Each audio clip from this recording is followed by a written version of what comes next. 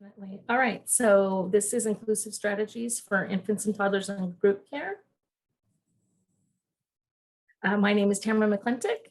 I have a background in early childhood education. I've been with the Head Start program for the past 20 years. I started out as a preschool teacher in Migrant Head Start, and currently I'm a child development specialist with the disabilities component for Stanislaus County Office of Education, which is located in Modesto. Our agency provides oversight to programs throughout Central California, serving in 8 counties, which totals over 7,000 children. My roles in the program include coaching educators, providing trainings and technical assistance, and working directly with families. Hi, my name is Josefina Jimenez. I also work for Stanislaus Office of Education in the Child and Family Services Division and in the same focus area as Tamara, which is disabilities and mental health. My experience has as a state preschool and Head Start teacher is about 20 years. And I also have experience in coaching, especially this last year. I got certified in coaching through West Ed. And I'm just looking forward to providing some information tonight. And thank you all for joining us. Okay, let's take a look at our agenda. This is the agenda for our time together, and we'll have resources to share as part of this presentation. The resources can be located at the very end of our presentation. The links are available at the very end. And I just wanted to highlight that as we go along, please feel free to unmute if you have any questions or write them in the chat box. Okay, so next slide.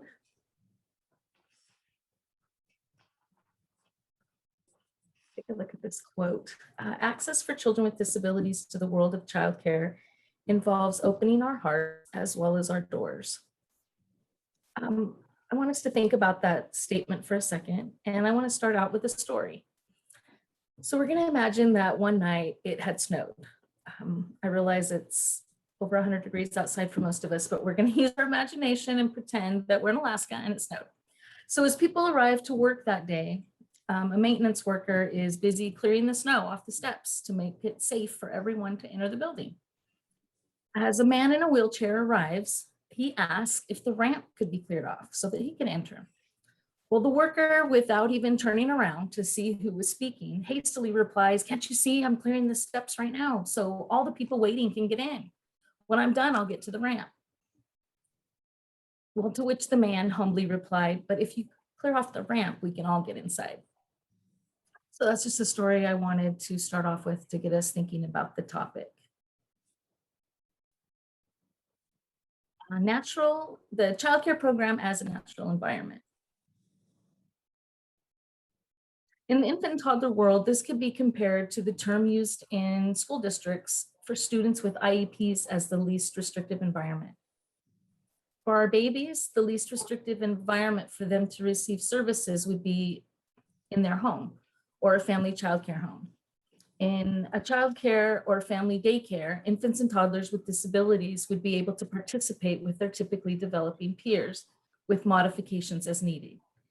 Inclusive childcare provides an advantage for infants and toddlers with disabilities and special needs because it's a natural learning environment. It also provides an advantage to their typically developing peers because it teaches empathy and understanding. Going backwards. Primary care. For babies, the concept of primary care is utilized. Infants learn early in their lives through the foundation of secure relationship with their primary caregiver. Oftentimes this may be mom, but in group care, they continue the concept of primary care. So this would mean if you're working with a child and you're out sick, we can't just send in anyone to sub for you, so to speak. Babies don't work like that. So specialists work with the primary caregiver as opposed to directly working with the child most often to guide the parents on strategies to use with their child. The responsive process. And now Fina's going to talk to us about the responsive process. Hello. Well, the program for infant and toddlers, which is, you say PITC, they have this circle for the cycle for the responsive process. Watching is watching the child, asking what the infant needs right now, and adapting is to the infant based on what is learned from watching and asking. So infant care teachers get to know that the child from the type of observation, as well as from the child's family, and for a child who has special needs, from the specialists who partner up with the child and the family and works with them. So this, if you go to the next one, Tamara. Thank you. So as I was saying, they watch, ask, and adapt for the infant care teachers. So meaningful partnerships with the families is very important, especially during the infant and toddler stages, adult stages, but most important at this stage.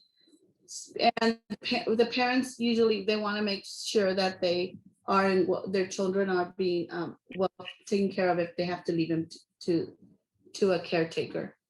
So the next one.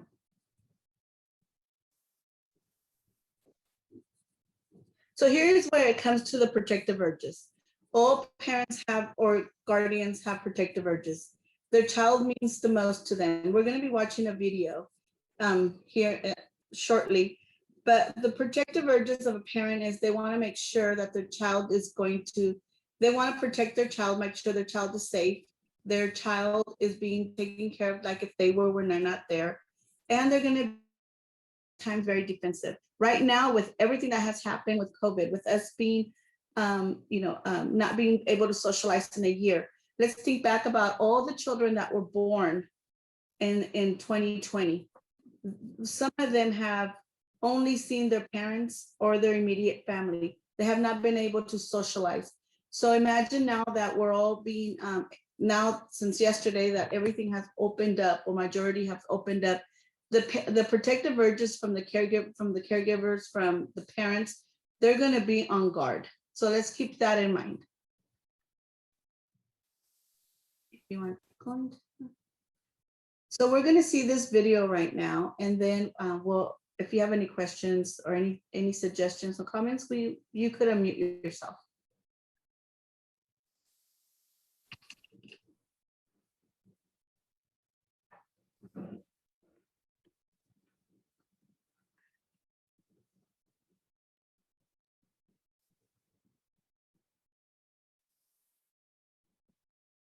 Is it not working? You were going to go to the other slide, the other. I know it worked so good earlier. Maybe if you escape and then go to your other window. Then stop share. It won't let me stop sharing. You can keep sharing your screen. You just go to your other tab that the video is on your computer. There you go. And then if you just click on it there, perfect. We can see it now. You probably want the full screen. Perfect. Thank you. That Program for Infant Toddler Can you hear it? Caregivers is an Yes. activity at West Ed, Center for Child and Family Studies, and the California Department of Education Child Development Division.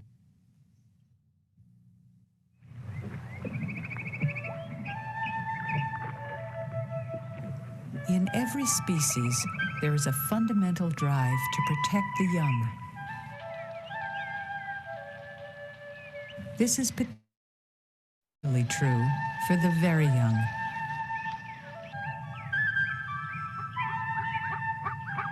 Because they are so vulnerable, infants need this protection for their survival. Just to see a baby brings out feelings of tenderness and the desire to shield the infant from harm.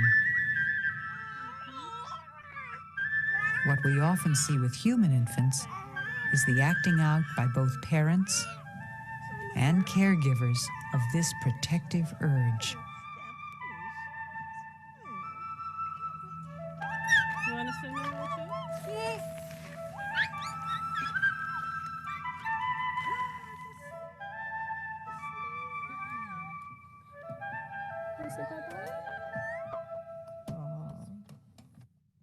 The reason infants survive and the reason we have survived as a species is because parents are so extremely protective and so attuned to every source of danger that might impinge on the well-being of their children.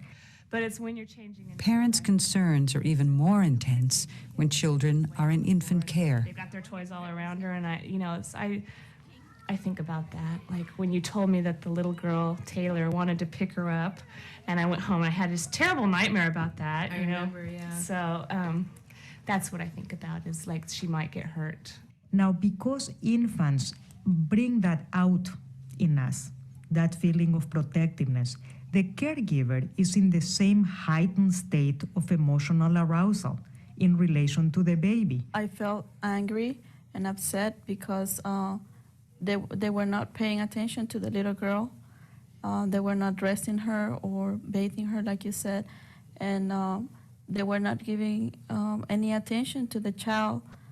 So you have two grown-ups, each of which is very invested in protecting these babies. These strong protective feelings in both parent and caregiver can lead to a rich partnership of care.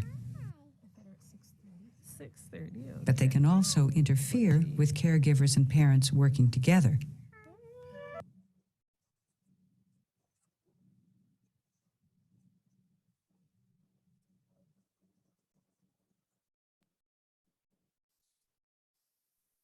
You want to share the PowerPoint again? I would love to. Let me escape. Screen. You'll go back down to the bottom of your screen where it says share screen, the little green button. If you toggle over.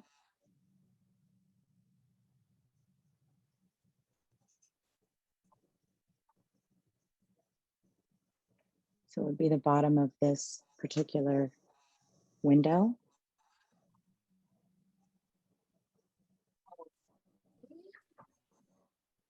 Share screen.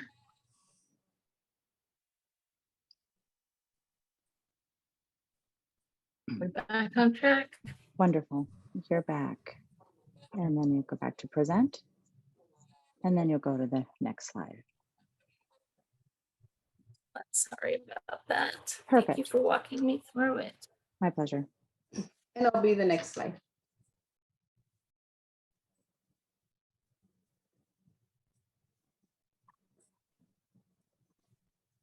I think you went backwards instead of forward 10. One more forward. There we go. Thank you. So as we see, there's protective urges, and especially after the epidemic that we just went through, that's going to be even stronger. So what do the parents want? What do they want from us, from the professionals? They want to be able for us to understand them and have competence and be honest with them about what's going on with their child and the feelings. So that's all that they want us to be able to work together and have that strong relationship. And that's where, like they were talking about, so the social emotional competence, that's where it all builds and it strengthens for the child, that in an infant it all starts with. So you want to go to the next one, Tamara?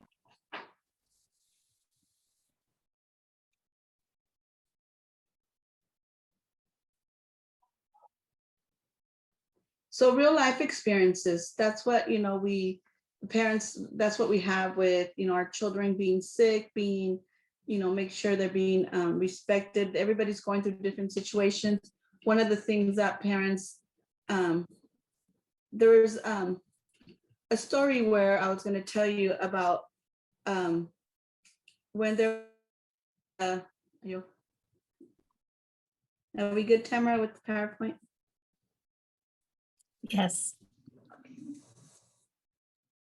So some of the experiences that parents might come with are like, for example, there was a parent that when she was young, little, she didn't have any vocabulary. She ended up going into special ed. So when she grew up, she had that protective urge of making sure her children were okay, that her children were getting their needs were being met, and that they were being met early on, not at the age of 6 like she was, but at the age of 2 or 3. So this parent shared that, she's very protective over making sure that any caregiver that her children had were giving them, the best, and were letting her know if they had any concerns so that she could be on it if it was necessary. So go ahead. So the communication with, it's very, very important. What is it? One of the things that parents want from the caregiver and the trust that they give them by leaving their child there is, they want some strategies with their children, like the self-talk. That's a strategy which the adult describes what the child is doing, like that their child is being prepared, for when, growing up, being exposed to a lot of enriched language. The adult is providing words to describe the actions without expecting the child to answer. This comes to, toddlers and preschool, and parallel talking, describing what they're doing, giving them all that rich vocabulary that they'll need to have so that when they start, at the very young age, if you continue to the next one, they start exploring. They're already starting to explore their body. Oh, this is you. I'm sorry, Tamara. Okay. Is this one? So yeah, so now I'll let you continue on with the next slide. Thank you. So I'm talking about adapting environments. In this photo, you can see that the activities can be modified slightly to adapt for children with special needs. For this little one, she just needs someone to be near her to support her inclusion in the gardening activity. It's important not to allow a disability or special need to define the child. It's not a matter of political correctness to avoid referring to a blind child, for example. We use child first language. All children, regardless of diagnosis, should be referred to as a child first, followed by the disability. Not a Down's child, but rather a child with Down syndrome, for example. Next slide. One way to examine universal design is to use a checklist. And like I mentioned earlier, those checklists are, the links can be found in the last slide when we get there.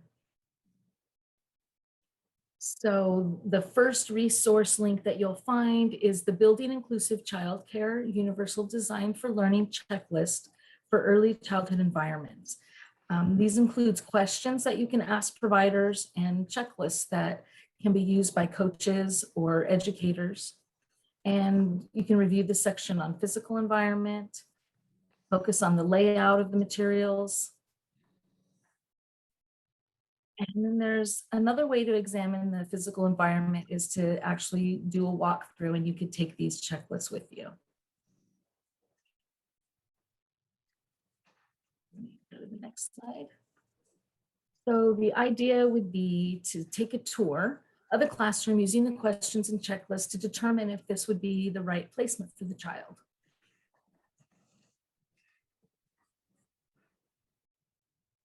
So infants and toddlers learn through hands-on activities. The environment is designed for discovery, and educators facilitate by preparing intentional activities that engage an infant's natural curiosity and sense of wonder.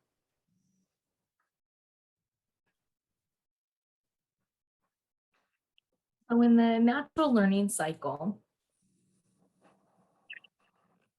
as educators, we focus on the child's interests, as well as engagement. So if the child is interested in something, if they like it, it's a topic that they enjoy or an activity that they enjoy, they're going to be more engaged in that activity. And then they are more likely, as they practice, that's how we learn competence. And as they become competent in this activity, they will master it. And then so that goes on with the child's interests. Through the engagement and practice, the competence will increase until they've mastered the skill. So other things to consider. And it's worth examining in the checklist that's provided, the areas on curriculum and relationships also. These two areas contain a lot of valuable information about quality care. And please keep in mind that these checklists are designed for children birth through age 5, so you can use them with preschool programs as well.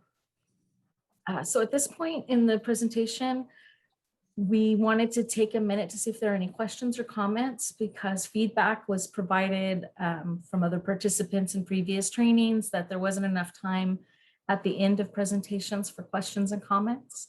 So we were just going to take a second to field any questions or comments there might be. Feel free to unmute yourself or put anything in the chat. I may have a question once we get to the checklist, because I'm just curious if it's developed by WestEd or where exactly that came from. So I'll hold. Okay, and I'll look through the information as Fina's going to go ahead and talk to us now about universal design. So our universal design for play, there have been various tools developed to examine existing toys for the universal design. We have the environments that we prepare for the children are in our play include all these elements. We put thought into how we arrange the space based on the developmental level, needs, and preferences of each child in our care. We choose activities and toys that are developmentally appropriate and that we change them as children grow and develop and show interest in new things or new ways to use things in their environment. And most important, we become part of that environment through our interactions and connections to the children. We offer choices, we respond to their needs, we provide materials to support their development. Like for example, like for infants and toddlers, and this also goes on with preschoolers, we might do bubbles. That's gonna be their first science. Look, there's bubbles. Ooh, bubbles, and they're looking and seeing them pop, and they're already trying to, and they're trying to imagine what's happening. They're observing. They're, memorizing. And you could be describing, saying, oh, describing the shape. Bubbles are a circle. What's a bubble? It's air inside. There's it's a layer of film of soapy water that that makes the bubble and then it pops. Oops, I just got all my papers wet. So and then that's the fun of it. Then when they pop, it becomes, look, what is it? Water.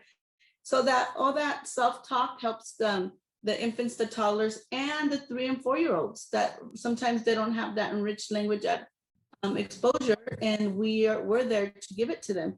So we're preparing them, setting them up for later years that they're going to be exploring. Other things that they could do also, is do art. They could do collages, 3D. Babies could be exposed to that, and they could have an area in the classroom where they're doing that. But and toddlers too, through books. They learn. Through the books, little blue truck, and you start, going horn, what beep, engine purr, that's the friendliest noise they're starting to hear. So they're starting to hear, things, the emotions, room, you could do ramps and go room, and they start learning about the gravity, with how fast a car goes. You use words like, I wonder, if it's when they're going, if you're building a ramp with them, just with any block, I wonder how fast it's going, how slow it's going. You're already exposing them to that rich language of science and math. Which one's going faster? Which one's going, you're using those words. You're going to provide those materials, rolling materials if they're young. Look, at the ball is rolling down.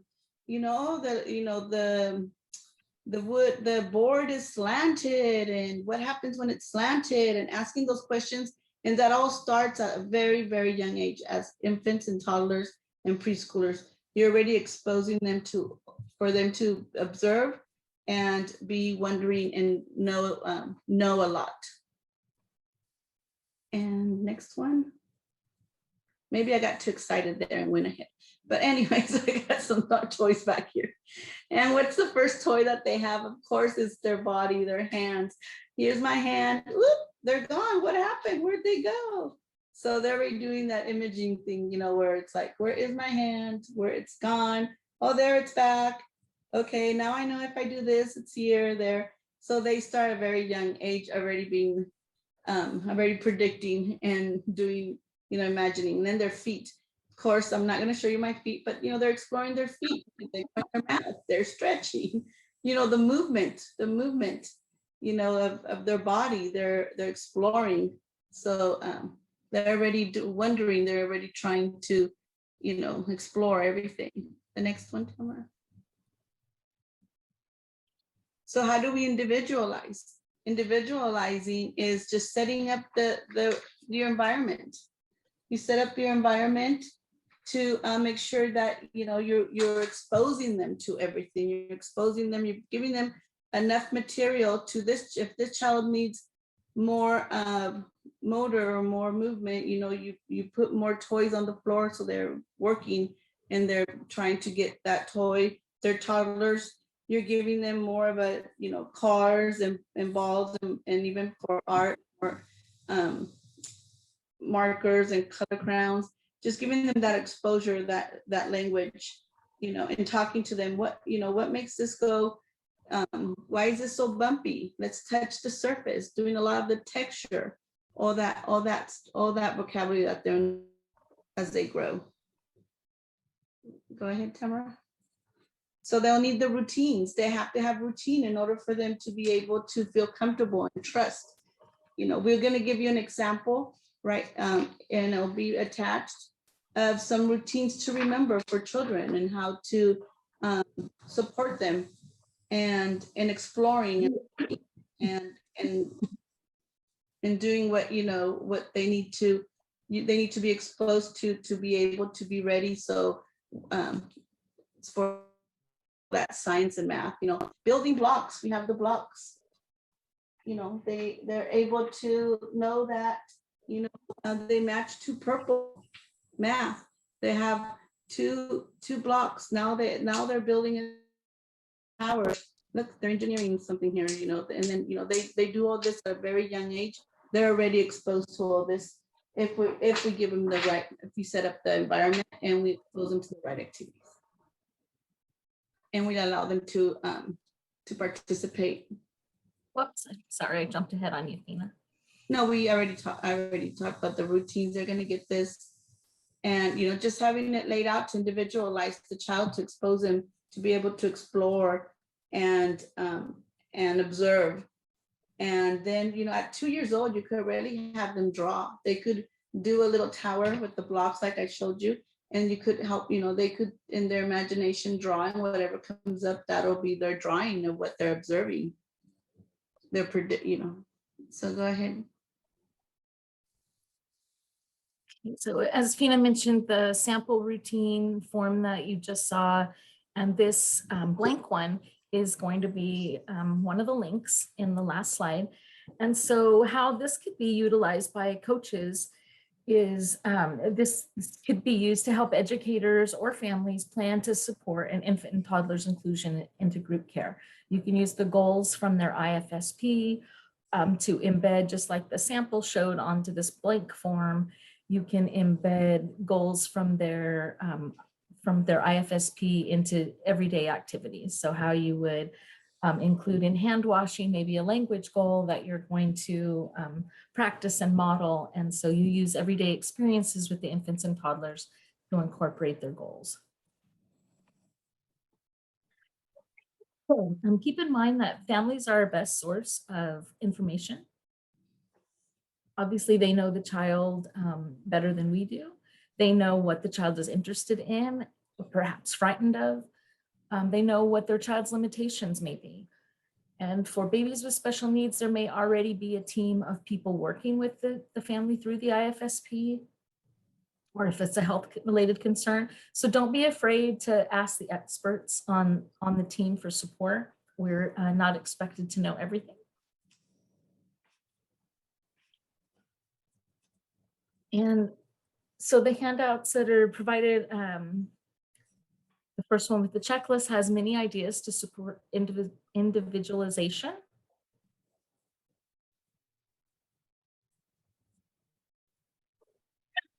And then the next item, so again, that resource we provided has a lot of information to review. And remember to tell individuals you're coaching to use the internet with caution. There are lots of information out there that might be confusing to families or may paint the child's disability in a negative light.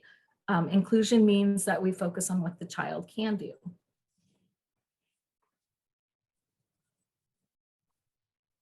So some other things to consider: using the routine forms to help plan for inclusive activities.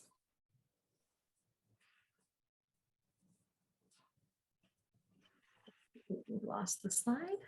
What strengths can the child bring to the activity? And how might we need to accommodate this for the child?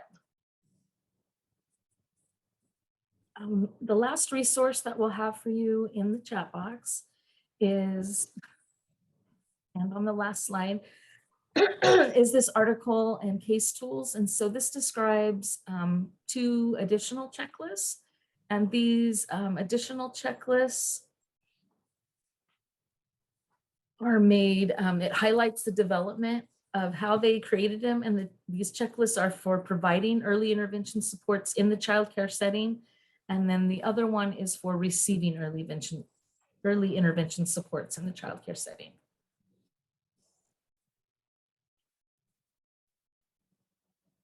So it's important to communicate with people in different roles, and everyone has critical information to share. And then we should keep in mind that the number of children with disabilities in a program should reflect a balance between the program's resources and the needs of each infant and toddler. We always know that the child within the family is best served through successful partnering within the context of their primary care relationship.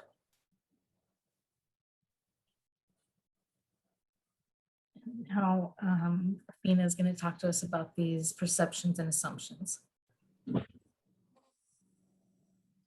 Well, we all make perceptions and assumptions based on our own and how we were all brought up. And sometimes we need to be more objective of, and not think or not predict of a child's success or not successes, or what they're really able to do and not able to do.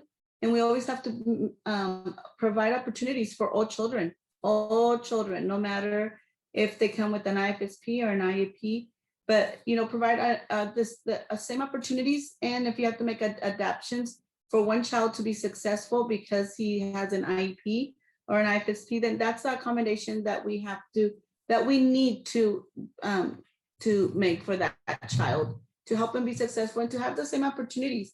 All children are naturally curious in nature, and we need to provide them opportunities to foster their curiosity, for them to be able to observe and describe and compare, no matter if they have a disability or not. We need to give them the same opportunities and not assume that they can't do it, or we need to see the child in their own, see what their perspective is of what's happening versus our perspective. And that's the best opportunity that we could provide to them. 4 minutes remaining.